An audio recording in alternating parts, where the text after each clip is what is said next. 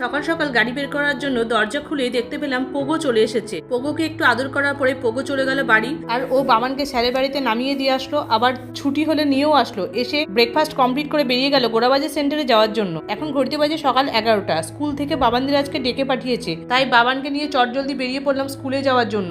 কিছুক্ষণের মধ্যে স্কুলের কাজ শেষ করে বাবানকে নিয়ে চলে গেলাম চুল কাটানোর জন্য। হেয়ার কাট কমপ্লিট করে সোজা চলে গেলাম শিবদুর্গা আটা মিলে।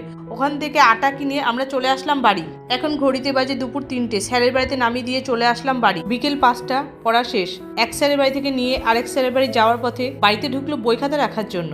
ঘড়িতে বাজে সন্ধ্যে 7:30। স্যারের বাড়ি থেকে নিয়ে চলে গেলাম ইন্দ্রপ্রস্থ মোড়ে। গাড়ি পার্কিং করে ঢুকে পড়লাম অর্ধসৈনিক ক্যান্টিনে। সংসারের কিছু কেনাকাটা করে চলে আসলাম বাড়ি। রাতের অন্ধকারে ছাদ থেকে দেখতে পেলাম রং বেরঙের সার্চ লাইটের আলো। এরপর প্রকৃতির বুকে চাঁদের আলো দেখে আজকের ভিডিও এখানেই শেষ করলাম। ভিডিও যদি ভালো লাগে লাইক আর সাবস্ক্রাইব করে পাশে থেকো।